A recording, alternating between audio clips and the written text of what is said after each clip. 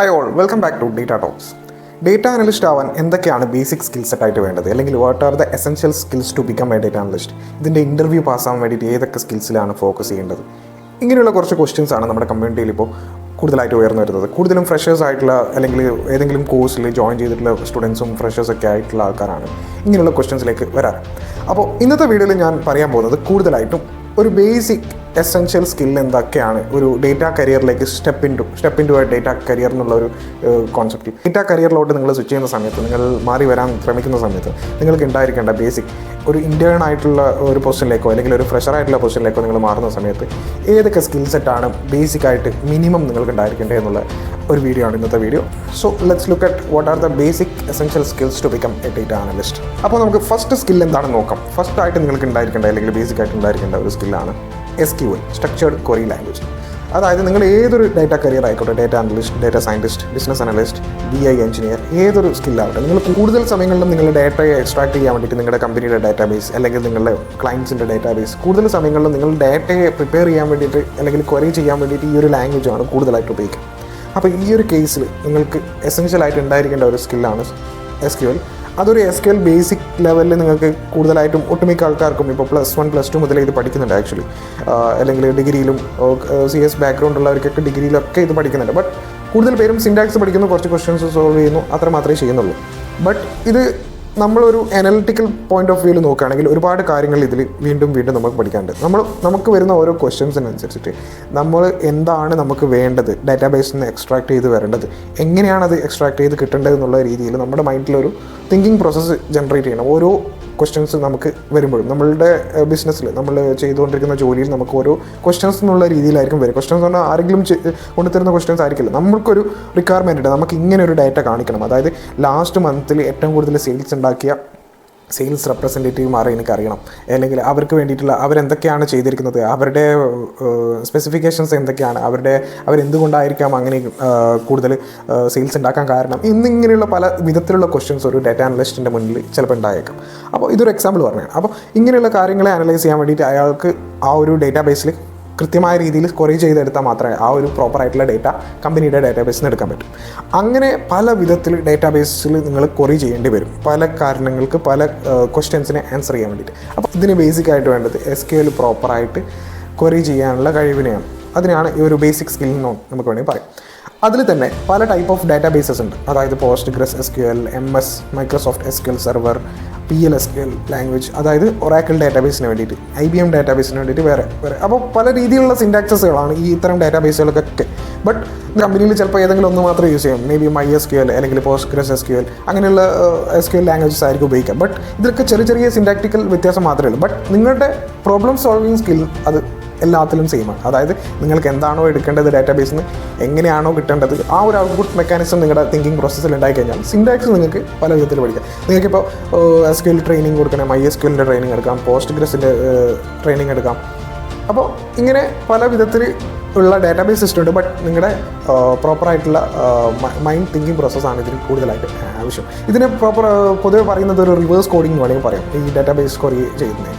അപ്പോൾ ഈ ഒരു കാര്യത്തിൽ നിങ്ങൾക്ക് ഫോക്കസ് ചെയ്യാം. ഇതിനെക്കുറിച്ച് നിങ്ങൾക്ക് നന്നായിട്ട് പഠിക്കണം എന്നുണ്ടെങ്കിൽ യൂട്യൂബിൽ ഞാൻ 2 ചാനൽസ് സജസ്റ്റ് ചെയ്യാം. ഒന്ന് ടെക് TFQ എന്ന് പറഞ്ഞൊരു ചാനലുണ്ട്. അതുപോലെ തന്നെ അങ്കിത് ബൻസൽ, അതായത് ഇതുപോലുള്ള SQL ക്വസ്റ്റ്യൻസിനെ സോൾവ് ചെയ്യുന്നൊരു ചാനലാണ്. പുള്ളി ഒരുപാട് പല വിധത്തിലുള്ള കമ്പനീസിൻ്റെ ഇൻ്റർവ്യൂ ക്വസ്റ്റ്യൻസ് ഒക്കെ സോൾവ് ചെയ്യുന്ന ഒരു ചാനലാണ്. ഇനി അല്ലാതെ നിങ്ങൾക്ക് യൂഡെമിന്നോ അല്ലെങ്കിൽ കോഴ്സറിന്നോ കോഴ്സസ് SQL പഠിപ്പിക്കുന്ന പല വിധത്തിലുള്ള കോഴ്സസിൻ്റെ യൂട്യൂബിൽ തന്നെ ബിഗിനർ ലെവലിൽ കോഴ്സ് പഠിപ്പിക്കുന്നുണ്ട്. അപ്പോൾ സിൻടാക്സും കാര്യങ്ങളൊക്കെ നിങ്ങൾക്ക് എവിടെ നിന്ന് വേണമെങ്കിൽ പഠിക്കാം. ബട്ട് കൂടുതലായിട്ട് നിങ്ങൾ ക്വസ്റ്റ്യൻസിനെ മനസ്സിലാക്കി നിങ്ങളുടേതായ രീതിയിൽ ഈ ഒരു പ്രോബ്ലത്തെ സോൾവ് ചെയ്യുന്നതിനെക്കുറിച്ചാണ് കൂടുതലായിട്ട് ഫോക്കസ് ചെയ്യേണ്ടത്. നെക്സ്റ്റ് വൺ വരുന്നത് Excel-ആണ്. മൈക്രോസോഫ്റ്റ് എക്സൽ എല്ലാവർക്കും അറിയാം, പല വിധത്തിൽ പല രീതിയിൽ ഉപയോഗിക്കുന്ന ഒരു സോഫ്റ്റ്വെയർ, ഒരു ടൂളാണ്. അതായത് പല വിധത്തിൽ പല നീഡ്സിന് വേണ്ടിയിട്ട് ഉപയോഗിക്കുന്നുണ്ട്. അപ്പോൾ ഒരു ഡാറ്റ അനലിസ്റ്റ് എന്ന നിലയിൽ നിങ്ങൾക്ക് പലപ്പോഴും എക്സലായിരിക്കും CSV മോഡിലോ അല്ലെങ്കിൽ എക്സൽ ഫയലിലും നിങ്ങൾക്ക് ഡാറ്റ തന്നു കഴിഞ്ഞാൽ അതിനെ കൂടുതലായിട്ട് അനലൈസ് ചെയ്യാൻ നിങ്ങൾക്ക് എക്സലിൻ്റെ ബേസിക് ആയിട്ടുള്ള ഫംഗ്ഷൻസ്, ഫോർമുലാസ്, അതായത് അനലിറ്റിക്സിലൊക്കെ VLOOKUP, XLOOKUP അങ്ങനെയുള്ള കാര്യങ്ങളൊക്കെ കൂടുതലായിട്ട് ഉപയോഗിക്കുന്ന ഒരു ഫംഗ്ഷൻസ് ഒക്കെയാണ്. അപ്പോൾ അങ്ങനെയുള്ള ഒരു ബേസിക് ഫംഗ്ഷൻസും ഫോർമുലാസും നിങ്ങൾ കൂടുതലായിട്ട് ഇതിന് വേണ്ടിയിട്ട് പഠിച്ചു വെക്കുക. പിന്നെ നിങ്ങൾക്ക് എക്സൽ പ്രൊജക്റ്റ് വേണമെങ്കിൽ നോക്കിയിട്ട് ചെയ്യാം. അതായത് എക്സലിൽ ഒരു ഡാറ്റ അനാലിസിസ് ചെയ്യുന്ന പ്രൊജക്ട്സ് ഒക്കെ ഉണ്ടാവും യൂട്യൂബിൽ, കംപ്ലീറ്റ് പ്രൊജക്റ്റ് ഉണ്ടാവും. അതൊക്കെ നോക്കി പഠിച്ചു കഴിഞ്ഞാൽ എങ്ങനെയാണ് ഓരോ ഡാറ്റ അനാലിസിസ് പ്രോബ്ലത്തെയും അവർ എക്സലിലൂടെ തന്നെ സോൾവ് ചെയ്യുന്നത്. ഇപ്പോൾ എക്സൽ എന്ന് വെച്ചാൽ എക്സലിൽ കൊള്ളാവുന്ന ഡാറ്റ, അതായത് ഒരു 1 lakh 3 lakh ഡാറ്റാസൊക്കെ കൂളായിട്ട് അനലൈസ് ചെയ്തെടുക്കാൻ പറ്റും. അപ്പോൾ അതിൽ കൂടുതൽ ഡാറ്റയുള്ള ഒരു സിസ്റ്റമാണ് നിങ്ങൾ വരുന്നത്. അവിടെയാണ് ഡാറ്റാബേസിൻ്റെയും അല്ലെങ്കിൽ എന്താ പറയുക SQLിൻ്റെയൊക്കെ ആവശ്യങ്ങൾ കൂടുതലായിട്ട് വരുന്നത്. ഇനി അതിലും കൂടുതലാണെങ്കിൽ കൂടുതൽ ക്ലൗഡ് സിസ്റ്റംസും കാര്യങ്ങളൊക്കെ കമ്പനിക്കുണ്ടാവും. അപ്പോൾ എല്ലാം നിങ്ങളുടെ ഒരു പ്രോജക്റ്റിൽ ഒരു ചെറിയൊരു കാര്യത്തിനെ കുറിച്ചാണ് നിങ്ങൾ ചർച്ച ചെയ്യുന്നുണ്ടെങ്കിൽ അല്ലെങ്കിൽ നിങ്ങൾ വർക്ക് ചെയ്യുന്നുണ്ടെങ്കിൽ നിങ്ങൾക്ക് എക്സലുള്ള ഒരു ഡാറ്റ മതി.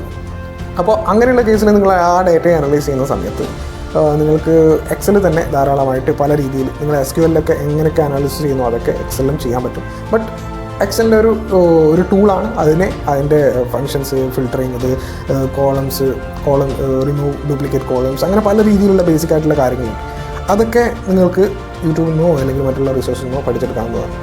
അപ്പോൾ അതുണ്ടായാൽ തന്നെ ബേസിക് ആയിട്ടുള്ള കാര്യങ്ങൾ എക്സലിലായി. അപ്പോൾ തേർഡ് വൺ ആയിട്ട് നമ്മൾ ഡേറ്റ വിഷ്വലൈസേഷൻ ടൂളാണ് ബേസിക് ആയിട്ട് ഉണ്ടായിരിക്കുന്നത്. അതായത് പവർ ബി, ടാബ്ലോ അല്ലെങ്കിൽ വേറെ എന്തെങ്കിലും ഗൂഗിൾ ലുക്കർ അല്ലെങ്കിൽ ക്ലിക്ക് വ്യൂ, അങ്ങനെയുള്ള പലതരത്തിലുള്ള ഡാറ്റ വിഷ്വലൈസേഷൻ ടൂൾ ഉണ്ട്. പക്ഷേ ഒരു ബിഗിനർ എന്ന നിലയിൽ നിങ്ങൾക്ക് കൂടുതലും എനിക്ക് തോന്നുന്നു എളുപ്പമായിട്ടിരിക്കുക പവർ ബി ആയിരിക്കും, അല്ലെങ്കിൽ ടാബ്ലോ. ഇതൊക്കെയാണ് കൂടുതലും നമുക്ക് ഒരുപാട് പോപ്പുലർ ആയിട്ടുള്ള ടൂൾസ്. എന്തുകൊണ്ടെന്നാൽ നിങ്ങൾ ജോബിന് അപ്ലൈ ചെയ്യുന്ന സമയത്ത് ഒരുപാട് ജോബ് ഡിസ്ക്രിപ്ഷനിൽ ഈ ഒരു ടൂൾസ് ആയിരിക്കും മിക്ക കമ്പനീസും പ്രിഫർ ചെയ്യും. അപ്പോൾ അതുകൊണ്ട് തന്നെ എല്ലാ കമ്പനീസിലേക്കും നമുക്ക് അപ്ലൈ ചെയ്യാൻ കുറച്ചും കൂടി എളുപ്പമായിരിക്കും. അതുകൊണ്ടാണ് ഇനിയല്ല നിങ്ങൾ ഒരു പ്രോപ്പർ കമ്പനിയിൽ എത്തിയതിനു ശേഷം നിങ്ങൾക്ക് അവിടെ കൂടുതലായിട്ട് ഉപയോഗിക്കുന്നത് ക്ലിക്ക് വ്യൂ ആണെങ്കിൽ അല്ലെങ്കിൽ ഗൂഗിൾ ലുക്കർ ആണെങ്കിൽ നിങ്ങൾ അതിൽ ഫോക്കസ് ചെയ്യേണ്ടി വരും. അപ്പോൾ ഇതാണ് ഡാറ്റ വിഷ്വലൈസേഷൻ ടൂൾ. അതിൽ നിങ്ങൾ ഇൻ്റർപ്രിറ്റ് ചെയ്ത അനാലിസിസ്, നിങ്ങൾ കണ്ടെത്തിയ കാര്യങ്ങളൊക്കെ ഒരു വിഷ്വലൈസേഷൻ, ഒരു ഡാഷ്ബോർഡ് ആക്കി മാറ്റുക അല്ലെങ്കിൽ അങ്ങനെയുള്ള കാര്യങ്ങൾക്കാണ് ഈ ഒരു ടൂൾസ് നമ്മൾ പൊതുവായിട്ട് ഉപയോഗിക്കുന്നത്. അപ്പോൾ ഈ ഒരു 3 കാര്യത്തിലൂടെ തന്നെ ഒരു ഡാറ്റ അനാലിസിസിൻ്റെ, അതായത് data cleaning, data analysis, data preparation, ഇങ്ങനെയൊക്കെ കാര്യങ്ങളൊക്കെ വന്നു. ലാസ്റ്റ് വരുന്ന ഒരു സ്റ്റെപ്പാണ് ഡേറ്റ വിഷ്വലൈസേഷൻ.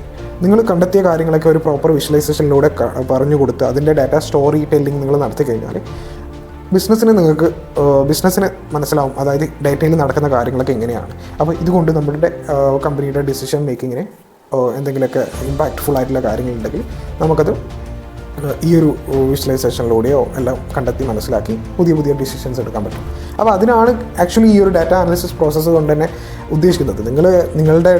നിങ്ങളുടെ കമ്പനി ഡേറ്റയെ അനലൈസ് ചെയ്തുകൊണ്ട് നിങ്ങളുടെ കമ്പനിക്ക് ആവശ്യമായ രീതിയിലുള്ള കണ്ടെത്തലുകൾ കണ്ടെത്തി അവരുടെ ബിസിനസ് വളരാൻ വേണ്ടിയിട്ടുള്ള കാര്യങ്ങൾ അല്ലെങ്കിൽ അവരുടെ ബിസിനസ്സിലെ പ്രശ്നങ്ങളെ കണ്ടെത്താൻ വേണ്ടിയിട്ട് ഇങ്ങനെയുള്ള കാര്യങ്ങൾക്കൊക്കെ വേണ്ടിയിട്ടാണ് ഈ ഒരു ഡാറ്റ അനലിറ്റിക്സ് എന്ന പ്രോസസ്സ് തന്നെ പല കമ്പനീസും ചെയ്യുന്നത്. അതിൻ്റെ ഓരോ പാർട്ടുകളാണ് ഡേറ്റ എഞ്ചിനീയറിങ്ങും ഡേറ്റ അനാലിസിസും ഡേറ്റ സയൻസും എല്ലാം. ഈ ഒരു ഇൻഫ്രാസ്ട്രക്ചർ ബിൽഡ് ചെയ്യുന്നത് തന്നെ പ്രോപ്പറായിട്ടുള്ള ഡിസിഷൻ മേക്കിംഗ് നടത്താൻ വേണ്ടിയിട്ടും അവരുടെ ഡേറ്റയെ പ്രോപ്പറായിട്ട് ട്രാക്ക് ചെയ്യാൻ വേണ്ടിയിട്ടുള്ള ഒരു എക്കോ സിസ്റ്റമാണ് ആക്ച്വലി ഈ ഒരു ഇൻഡസ്ട്രി തന്നെ. 4th സ്കില്ലായിട്ട് ഞാൻ പറയാം പൈത്തൺ അല്ലെങ്കിൽ ആർ പ്രോഗ്രാമിംഗ് എന്ന ലാംഗ്വേജാണ്.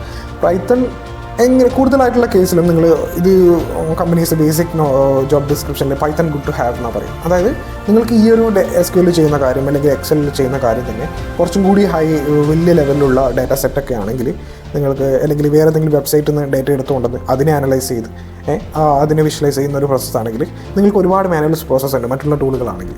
പക്ഷേ പൈത്തണിൽ നിങ്ങൾ ചെയ്യുമ്പോൾ നിങ്ങൾക്ക് അതിൻ്റെ കോഡ് റൈറ്റ് ചെയ്യുന്ന സമയത്ത് തന്നെ നിങ്ങൾക്ക് ഏത് വെബ്സൈറ്റിൽ നിന്ന് എടുക്കണം, അതിനെ എങ്ങനെയൊക്കെ ട്രാൻസ്ഫോം ചെയ്യണം, ആ ഡേറ്റ എങ്ങനെയൊക്കെ മാറ്റത്തിരുത്തലുകൾ വരുത്തണം, ഇതൊക്കെ ചെയ്ത് ഇനി നിങ്ങൾക്ക് ഇത് ഓട്ടോമേറ്റ് ചെയ്യണമെങ്കിൽ അതും ചെയ്യാൻ പറ്റുന്ന ഒരു ടൂളാണ് പൈത്തണും ആർ പ്രോഗ്രാമിംഗ്.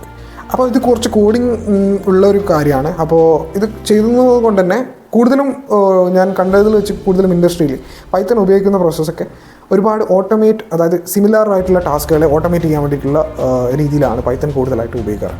അതുപോലെ തന്നെ ഇതിന് വേണ്ടിയിട്ടുള്ള പൈത്തൻ്റെ ലൈബ്രറീസ്, പൈത്തൺ നിങ്ങൾ പഠിക്കുന്ന സമയത്ത് ഒരുപാട് കാര്യങ്ങളുണ്ട്. പൈത്തൺ വെബ് ഡെവലപ്മെൻറ്റിന് വേണ്ടിയിട്ട് പൈത്തൺ ഫ്ലാസ്ക്, ഡിജാങ്കോ അങ്ങനെയുള്ള ഫ്രെയിംവർക്സ് ഉണ്ട്. അപ്പോൾ ഡാറ്റ അനാലിസിസിന് മെയിനായിട്ട് വേണ്ട കുറച്ച് കാര്യങ്ങൾ എന്താണെന്ന് വെച്ചാൽ പാൻഡാസ്, നംപൈ, അതുപോലെ തന്നെ മാറ്റ്പ്ലോട്ട്ലിബ്. ഈ 3 ലൈബ്രറീസ് നിങ്ങൾ ബേസിക്കായിട്ട് പഠിച്ചു വെച്ച് കഴിഞ്ഞാൽ അത്യാവശ്യം നിങ്ങൾക്ക് ഇൻ്റർവ്യൂ ക്രാക്ക് ചെയ്യാനും ഒരു ഡാറ്റ അനാലിസിസ് ചെയ്യാനുള്ള എല്ലാ കാര്യങ്ങളും അതിൽ വരുന്നുണ്ട്. പിന്നെ വീണ്ടും നിങ്ങൾക്ക് വേണമെങ്കിൽ വെബ് സ്ക്രാപ്പിംഗ് ആണെങ്കിൽ വേറൊരു വെബ്സൈറ്റിൽ നിന്നുള്ള ഡേറ്റയൊക്കെ എടുക്കുന്നുണ്ടെങ്കിൽ വെബ് സ്ക്രാപ്പിംഗ് കാര്യങ്ങളൊക്കെ ചെയ്യാൻ വേണ്ടിയിട്ട് ബ്യൂട്ടിഫുൾ സൂപ്പ് എന്ന് പറഞ്ഞൊരു ലൈബ്രറി ഉണ്ട്. അങ്ങനെ പല രീതിയിൽ പൈത്തൺ എന്ന് വെച്ചിട്ട് കടൽ പോലെ എല്ലാ കാര്യങ്ങളും അടങ്ങിയിരിക്കുന്ന ഒരു സംഭവമാണ്. നിങ്ങൾ ഇതിന് മെഷീൻ ലേണിംഗ് അൽഗോരിതംസ് ചെയ്യുമ്പോൾ അതിന് പറ്റിയ ലൈബ്രറീസ് വേറെയുണ്ട്. അപ്പോൾ ഇതാണ് ഈ ഒരു 4 കാര്യം ബേസിക്കായിട്ട് ഉണ്ടായിരിക്കേണ്ടതാണ് ഇൻ ടേംസ് ഓഫ് സ്കിൽ അല്ലെങ്കിൽ ടൂൾ വൈസ്. ഇനി നോളജ് വൈസ് ഞാൻ പറയുകയാണെങ്കിൽ കൂടുതലും സ്റ്റാറ്റിസ്റ്റിക്സിൽ നിങ്ങൾ ഫോക്കസ് ചെയ്യുക. മീഡിയൻ അങ്ങനെയുള്ള കുറച്ച് പ്രോബബിലിറ്റി കാര്യങ്ങളൊക്കെ ഉണ്ടാവുമല്ലോ. ഒരു ബേസിക് 10ാം ക്ലാസ്സിൽ വരുന്ന ഒരു മാത്സ് സ്റ്റാറ്റിസ്റ്റിക്സിൽ വരുന്ന കാര്യങ്ങളൊക്കെ നിങ്ങൾ പഠിച്ചേക്കുക. അതൊരു നിങ്ങളുടെ ഉള്ളിലുണ്ടായിരിക്കേണ്ട ഒരു കാര്യമാണ്, മനസ്സിലായി? അപ്പോൾ ആ ഒരു കാര്യങ്ങളൊക്കെ നിങ്ങൾ കൺക്ലൂഡ് ചെയ്ത് ഇത്തരം കാര്യങ്ങളിൽ നിങ്ങൾ ഓക്കെ ആണെന്ന് ഉറപ്പ് വരുത്തി കഴിഞ്ഞാൽ നിങ്ങൾക്കൊരു ബേസിക് ലെവലുള്ള 0 to 1 എക്സ്പീരിയൻസ് ലെവലിലേക്ക് അപ്ലൈ ചെയ്യാൻ പറ്റും. അതുപോലെ തന്നെ ഇൻറ്റേൺഷിപ്പ് ഓപ്പർച്യൂണിറ്റിയിലൊക്കെ അപ്ലൈ ചെയ്യാൻ പറ്റും. പിന്നെ ഫോക്കസ് ചെയ്യേണ്ടതാണ് പ്രൊജക്ട്സ്. എങ്ങനെ പ്രൊജക്ട്സ് ചെയ്യാം, ഏതൊക്കെ വിധത്തിലുള്ള പ്രൊജക്ട്സ് ചെയ്യാം, അങ്ങനെയുള്ള കാര്യങ്ങളൊക്കെ കുറിച്ചൊക്കെ നെക്സ്റ്റ് വീഡിയോയിൽ പറഞ്ഞതായിരിക്കും. അപ്പോൾ ഇത്തരം കാര്യങ്ങൾ നിങ്ങൾ ഫോക്കസ് ചെയ്ത് കഴിഞ്ഞാൽ സ്കിൽ വൈസ് നിങ്ങൾ ബേസിക് എസെൻഷ്യൽ നിങ്ങൾക്ക് ഉണ്ടായി എന്ന് നിങ്ങൾക്ക് ഉറപ്പ് വരുത്താം. It's mean signing off Data Talks by Junaid.